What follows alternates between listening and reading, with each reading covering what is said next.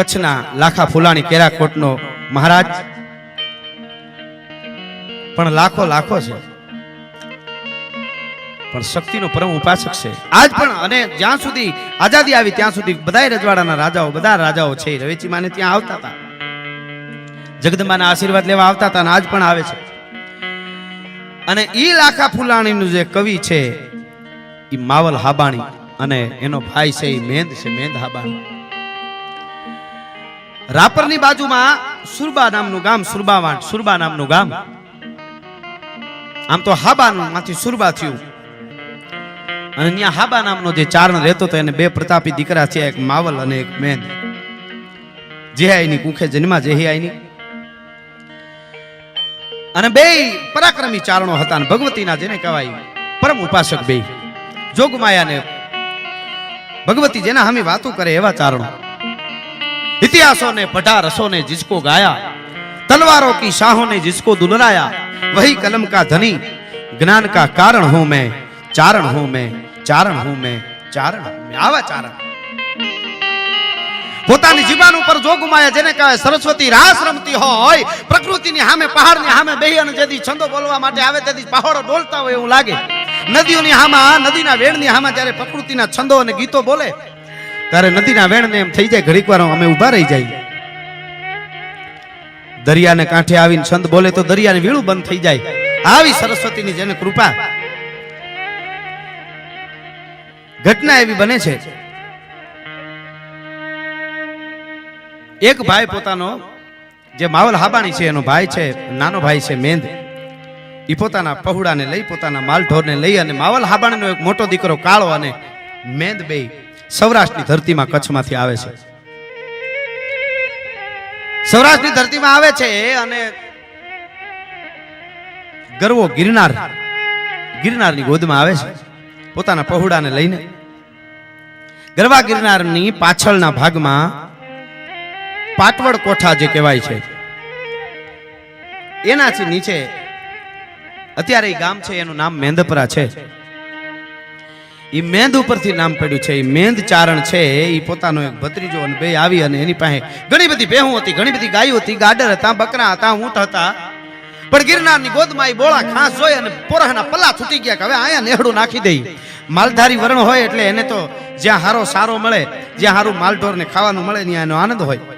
ભલ ભાલકી ભગર ગુનડ દાડેમાં હોલર રાડસુ બાહોડી બાપુડિયું પહરાઈ હિલોળાસુ દેત પ્રભાતન વાગત વ્રજસુ આહળિયું આચળ ફાટ ગડાણ દરાગડ પા માખણ માહીચો ઉતરે અડા ભીડીગી ચારણ જીયલ આંગણ કૂંઢિયું થાટ ઝપાટ. એમાં બેહુને રાખે, ગાયું ભેહું, ગાડર, બકરા, ઊંટ બધું છે. પોતાનો જીવ એવો છે, મહેમાન વગર એને હક ન થાય. એક દિવસ જો મેંદને ઘેરે મહેમાન ન આવે તો એને ખાવું ન ભાવે, એને ખાવાની મજા આવી જાય. સાધુ સંતોને જમાડે છે, દૂધ પાકના ટોપ છલકાતા હોય, માખણના જેને કહેવાય ઘીના હવેડા ભર્યા હોય. ગિરનારની ગોદમાંથી જે સાધુડા આવે એને આડો ફરી ફરી અને જેને કહેવાય ઘેરે લઈ જાય અને જમાડે. પોતે ખીલીને ખુખારા દિયા પરસુ મેં પતરી સજણ તું ઘણા જોગ પણ અસાજી સંપત અતરી. ઓળગોળ થઈ જાય સાધુ સંતોની માથે આ ચારણ મેંદ. એમાં એક વખત ગિરનારની ગોદમાંથી મેંદ ચારણને ત્યાં ઈ મેંદપરામાં અઘોરી સાધુ આવે છે. અઘોરી સાધુ એટલે આમ તો પાકિસ્તાન હિંગળા જે હિંગોળ નદી છે એને અઘોરી નદી પણ કહેવાય છે. ઈ અઘોરી નદી એટલે હિંગળા જે દર્શને બહુ વાર જાય પછી એને અઘોરી કહેવામાં આવે છે. પણ આ સાધુ તો એટલી બધી વિદ્યા પણ જાણે. આ સાધુ તો એટલો બધો જેને કહેવાય વિદ્યાનો અભ્યાસ કરેલો સાધુ. ઈ આને ત્યાં આવે છે, નાની દોમ માલધારીની જે સાહેબી મેંદની જોવે છે, દૂધ પીવે છે, પોતે રોકાય છે. એમાં એક નવસારી બકરી હતી મેંદના વાઘમાં. ઈ બકરીને સાધુ જોઈ ગયો એટલે આને ઓળખવાની બરાબર, પરખવાની બરાબર સમજણ. સાધુને ખબર પડી ગઈ આ તો નવસારી બકરી, અમરવેલ સરવાવાળી બકરી ઈ છે. અને એને પુરુષો એટલે પરહો બનાવવાનું મન થયું. એના પાસે એવી વિદ્યા હતી કે કોઈ માણસને મારી અને એનો એક સોનાનો પરહો બનાવી શકે. એ સોનાનો પરહો બનાવી શકે એવી એના પાસે વિદ્યા હતી અને એનું જીવ બગડ્યું. જેને ત્યાં દૂધ પાક ને દૂધ પીધું છે, દહીં પીધું છે, ખાંડ નાખેલી, એ અઘોરી સાધુને એના ઉપર જ એમ થયું કે આનો જ પરહો બનાવી નાખું હું. મેન ચારણ તો આનંદમાં છે, મારે ત્યાં સાધુ છે, મારે ત્યાં મહેમાન છે. પણ એ મેંદપરાથી ઉપર આજનું જે પાટવડ કોઠા જ કહેવાય છે, ત્યાં ખાલી ગામ હતું, હવે તો છે નહીં. ત્યાં જૂનો કોઠો હજી ઊભો છે, જ્યાં માં રવેચીનું ભગવતીનું સ્થાનક છે. એ અરટક નદી, ખોનરખ નદી પણ એને કહેવાય છે. એ નદીના ખડકામાં મોટા મોટા પથ્થરો છે. એ એને ધ્યાનમાં આવ્યા હોય સાધુને, અને મેંદને બધી વાત કરી કે મારે તને એક પરહો બનાવી દેવો છે સોનાનો, એટલે તું ધનવાન થઈ જાય, તારે કોઈ દી સોનું ખૂટે નહીં, પણ હું કહું એમ તારે કરવાનું છે.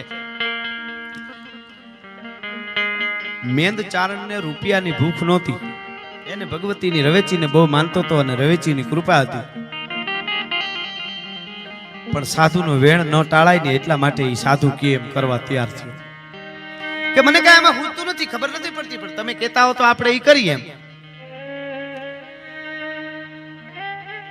જે સાધુએ મેંદને કીધું એ બધી મેંદે વ્યવસ્થા કરી. મોટો બધો કડાઈ લોઢાની મંગાવી, જેમાં 2-3 ડબ્બા તેલ સામે એવડી કડાઈ લેવરાવી, બર્તનની ત્યાં ભેળા કરાવવામાં આવ્યા. તલનું તેલ 3 ડબ્બા મંગાવવામાં આવ્યું. 3 ડબ્બા તલનું તેલ મંગાવવામાં આવ્યું. મોટી કડાઈ સોનરખ નદી, અરટક નદીના પાટવડ કોઠાના જે ખડકા હતા, મોટા મોટા પથ્થરો હતા, એ ચૂલની હજી નિશાની ત્યાં છે, જેને ચૂલ માતાજીની ચૂલ કહેવામાં આવે છે. એના ઉપર મોટી કડાઈ મૂકી અને એમાં 3 ડબ્બા તેલ નાખીને હળ હળ હળ હળ નીચે તાપ કર્યો, તેલ મળ્યું હળ હળ ભાવ. અને પછી જે બકરી નવસારી બકરી હતી એનું દૂધ પણ એને લીધું હતું. એ નવસારી બકરી ક્યાં અમરવેલ સરવા જતી હતી, એ પણ એ સાધુ લઈ આવ્યો હતો. એની વિદ્યા કરવામાં જે વસ્તુની વનસ્પતિની જરૂર પડતી હતી બધું ભેળું કર્યું, અને ભેળું કરી અને પછી મેંદની ક્યાંક ઓલી વનસ્પતિનું લાકડું કાપીને લઈ લે. એટલે મેંદી ઈ તો એક સાધુ માટે, મારે ત્યાં સાધુ આવ્યો છે, મારે કાંઈ લઈ લેવું છે એવું કાંઈ હતું નહીં, મારે માતાજીની જગદંબાની કૃપા છે, પણ આ સાધુ રાજી રહી એમ મારે કરવું જોઈએ. બધી વનસ્પતિ લેવા માંડાણા. છેલ્લે રાયણનું ઝાડ કાપવાની વાત જ્યારે આવી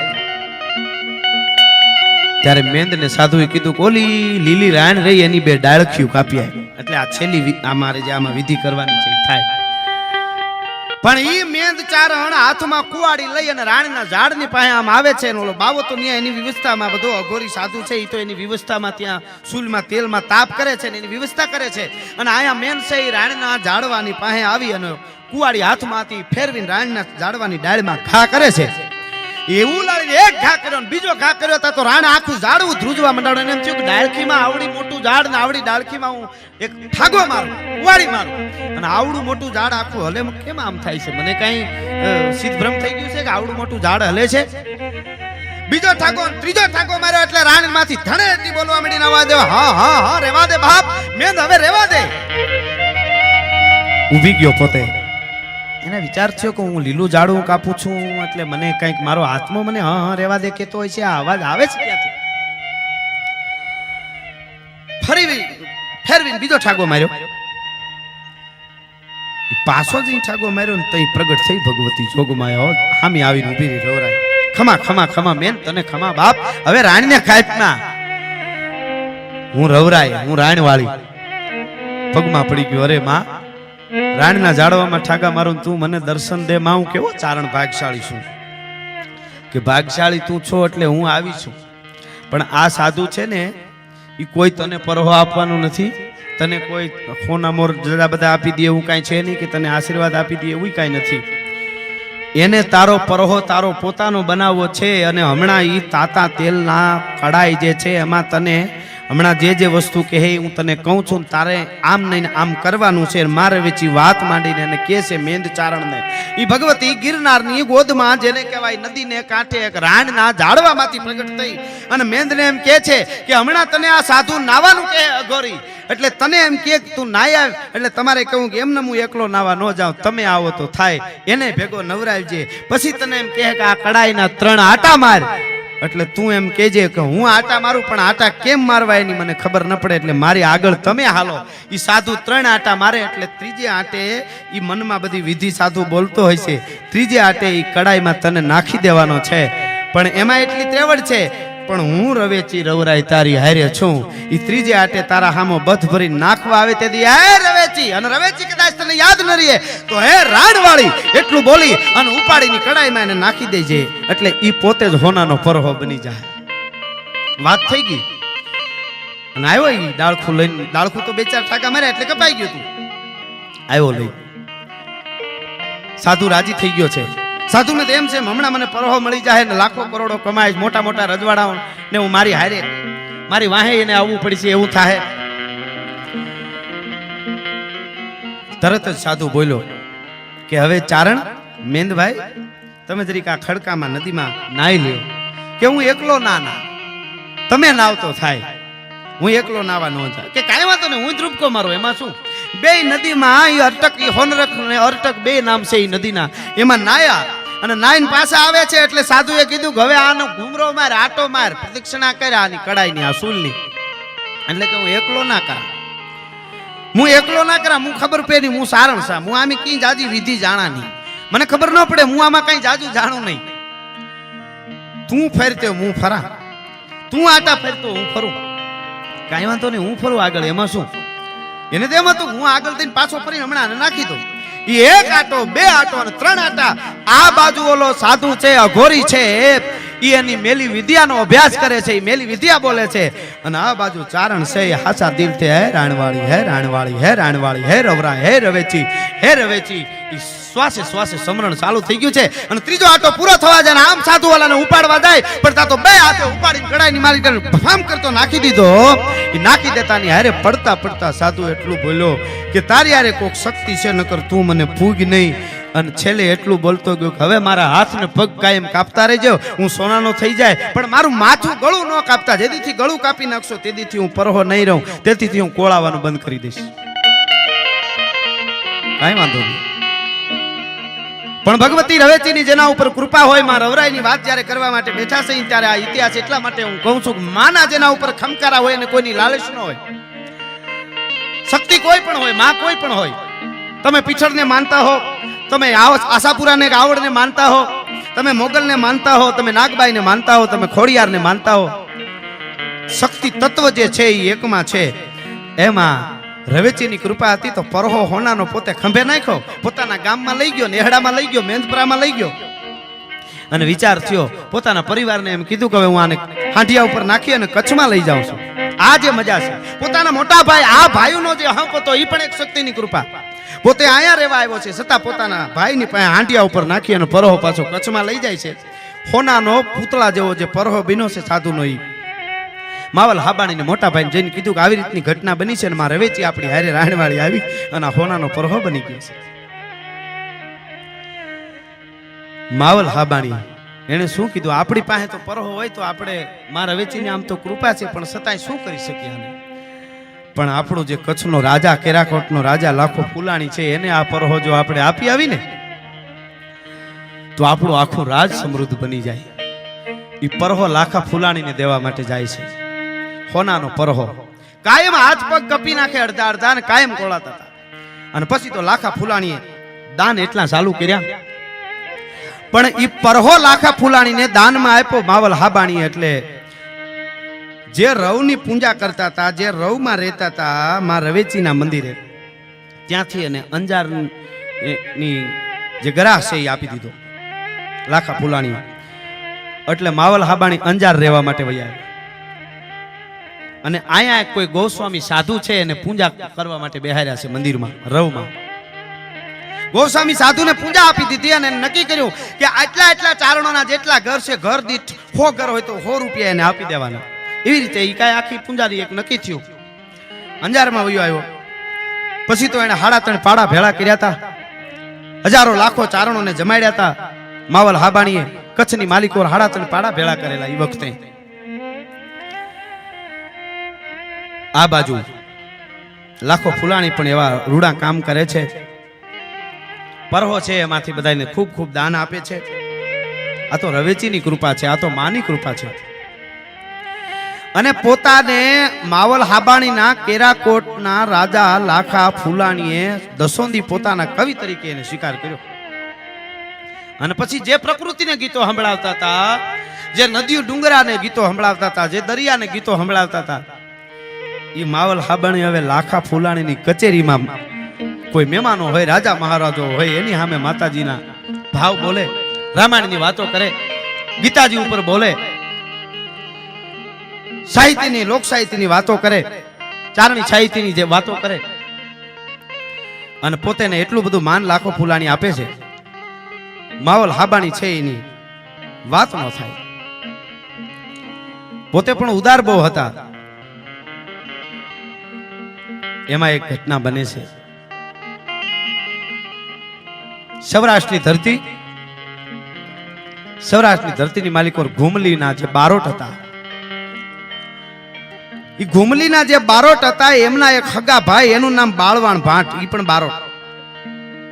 એ બાળવાણ ભાટે માં હરસિદ્ધિને બહુ માનેલા, માં હરસિદ્ધિની બહુ સેવા કરેલી, અને એને એટલી બધી સિદ્ધિ પ્રાપ્ત કરેલી કે પોતાને કાવ્યમાં તો કોઈ ન પૂગે પણ 6 મહિનાના બાળકોને બોલાવ્યો. હરસિદ્ધિને પ્રસન્ન કરેલી પોતે, માં હરસિદ્ધિને.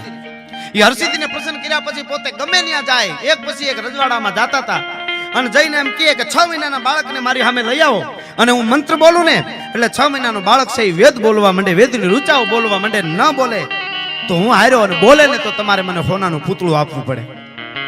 એક પછી એક રજવાડાને હરાવતો બાળવાણ ભાટ છે એ કચ્છની ધરતીની માથે ઉતર્યો કે અહીંયા લાખો ફૂલાણી બહુ દાનેશ્વરી છે, અને એનો માવલ હાબાણી નામનો ચારણ કવિ છે, એને કોઈ પૂગતું નથી, આજે એને મારે હરાવવો છે. કચ્છની ધરતીની માથે બાળવાણ ભાટ ઉતર્યો,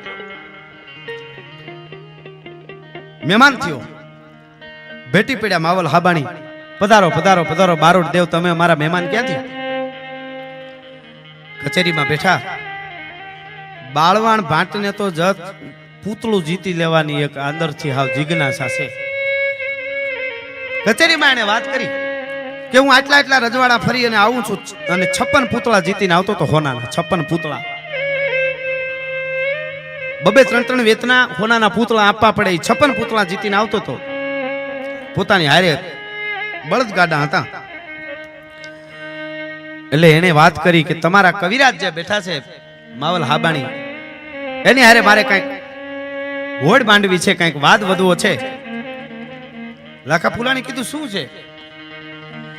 કે હું 6 મહિનાના બાળકને બોલાવી દઉં, અને તમારો કવિરાજ જો 6 મહિનાના બાળકને બોલાવી દે તો હું હાર્યો, અને હું બોલાવું નહીં, ન બોલાવી શકે તો તમારે સોનાનું પૂતળું મને આપવું પડે. લાખા ફૂલાણી બહુ સમજેલો રાજા હતો, બહુ ડાયો રાજા હતો. એને માવલ હાબાણીની સામું જોયું કે પોતાના કવિરાજને, કારણ કે રજવટરે ચારણ ગુરુ અને ચારણ મરણ શીખાય, બલહારી ગુરુ ચારણા ખીણ તપ સુરગ મિલાય. એ માવલ હાબાણીને કીધું કે અમારા કવિરાજ શું કરશો આપણે? આ બાળવાણજી આવ્યા છે, બારોટદેવ આવ્યા છે, ને હોડ માંડવાનું કે છે કે ભગવતી હરસિદ્ધિની જેના ઉપર કૃપા છે, અને આટલા રજવાડામાં જાય, મોટા રજવાડામાં એને માન મળ્યું છે, અને એવા બાળવાણ ભાટ, એવા કવિરાજ, એવા બારોટ જેવા આપણે ત્યાં જો રોકાતા હોય તો એનાથી મોટું આપણું કઈ ભાગ ન હોઈ શકે, એનાથી રૂડું કેવું કોઈ પણ વાત ન હોઈ શકે. એને રોકાણા, હારામાં હારો એને ઉતારો આપવામાં આવ્યો, હારા મહેમાનોને આપવામાં આવતો હોય મહારાજાઓને, એવો ઘેરે જઈ માવલ હાબાણી છે આજ વાળું નથી કર્યું.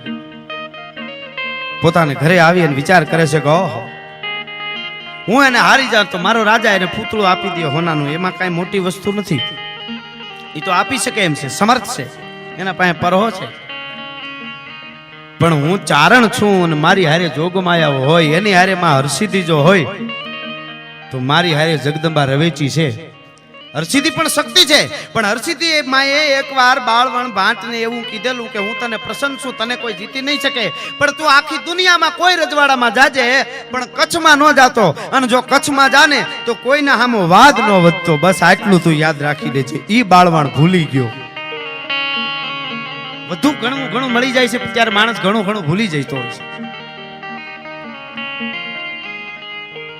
અહીંયા માવલ હાબાણી છે એને હાંજે વાળું કર્યું નથી. આખું ઘર છે એ શયનખંડમાં સૈયા ઉપર સૂઈ જાય અને માવલ હાબાણી છે ઘરની માલિકો ગોખલામાં માના જે ફળા છે રવરાઈના રવેચીના ફળાની સામે બેઠો ભાઈ. ફળાની સામે બેહી અને કીધું ગાય માં હે જોગમાયા, તારા સિવાય તો અમારો આધાર કોણ હોય? હું ગમે હું એને પૂતળું બનાવીને આપી દે મારો રાજા, એ કોઈ મોટી વસ્તુ નથી. પણ માં મારી પચ જાય છે, મારી હારે રવેચી છે અને મારા હામી જો હોડ માનતો હોય. અને રવેચી માની સામે એને શું કીધું? ઈ ચારણ એમ કેતો હતો કે બાળવાણ ભાટ એ મહાબાલિયો રે કોઈથી જીત્યો નો જીતાય, એ જ બાળવાણ ભાટ એ મહાબલિયો કોઈથી જીત્યો નો જીતાય. ઈ નાના નાના બાળ બોલાવે પાછું એનું અભિમાન ઉરમાં લાવે. બાળ બોલાવે એનો મને વાંધો નથી, પણ પાછું એનું અભિમાન ઉરમાં લાવે. એટલું એને અભિમાન છે કે હું આવું કરી શકું છું. હે ભગવતી મારી તું લાજ રાખ રવેચી, હે રવરાય, હે જોગમાયા. ભગવતીના ફળાની સામે બેહી અને માને આરાધના કરી. નમો બ્રહ્મ શક્તિ મહાવિશ્વ માયા, નમો ધારણી કોટી બ્રહ્માંડ કાયા, નમો વેદ વેદાંત મેં સહસ બરની, નમો રાજકા રંગ પે છત્રધરની, નમો પૌન રૂપી મહાપ્રાણ દાતા, નમો જગત પક્ષી પ્રલય જીવ ઘાતા, નમો દાનની તાર તોરા રૂપાળા, નમો ગાજતી કાલિકા મેઘ માળા, અને રમે રાસ તું વ્યોમ બાળા, હુલાસી પૂરે સાથિયા કંઈક રંગે પ્રકાશી, અને લહે ચાલ બ્રહ્માંડ એકી અવાજે, તુખારા ગન્નો ટાંક બાજિંત્ર બાજે, નિશા સાંભળી કામળી વોટ કાળી, તુહી કાળ રાત્રિ નમામી કરાળી, તુહી તારલે જ્યોત ઝીણી જબુકે, અને ફરે આપકા પંથ ફેરા ન સુકે, પ્રભા ભાનુ મેં માત તોરી પ્રકાશે, અને લખી ઉગ્રતા વોગ અંધાર નાશે, તુહી ચંદ્રિકા રૂપ વ્યોમે હસંતી ધરી ઓઢણી શ્વેત લાભે લસંતી દિશા કાલ કે ભેદ તોરાન દિશે, અને નમો સેવિની બ્રહ્મરુદ્ર હરિશ, હે જોગમાયા, હે માર રવરાઈ, હે રવેજી હવે ખમકારા કર માં. પણ તાતો ગોખલામાંથી તેદી ભગવતી ઊભી થઈને તેદી એને અવાજ આવેલો, હે માવલ તારે પીવાની જરૂર ન હોય, કારણ કે હવા ચાર હાથની જમણી અને એને પૂંજીને માંડી જે પાટ. પણ એમાં હમો બોલે બોલી હગે જો બાળવાણીઓ, એને ભૂહી નાખું ભાટ. પણ બોલે બોલે જોઈ બાળવા, એને ભૂહી નાખું વાત. રવેચી ખમકારા મંડી કરવા ભગવતી, અને રવેચી હાથો હાથ તેદી માવલ હાબાણીને એક માદળ આપેલું. માદળ એટલે વાજિંત્ર એ પ્રકારનું એક માતાજીનું. આજ પણ એ સુરેન્દ્રનગર બાજુના કોઈ ખાંટડી નામનું એક ગામ છે, ત્યાં કોઈ દરબારને ઘરે માદળ છે મારે રવેચી.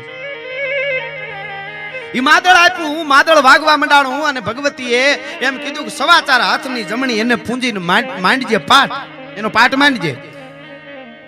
એમાં જો બોલે બાળવાણીઓ તો એને ભૂઈ નાખું ફાટ. પછી બોલી નહીં શકે. બાઈ કે તું વિવાહમાં માહોલિયા મન માય, એમ સપને અઈ સકત રમ જમતી રવરાય. સાક્ષાત્કાર થયો.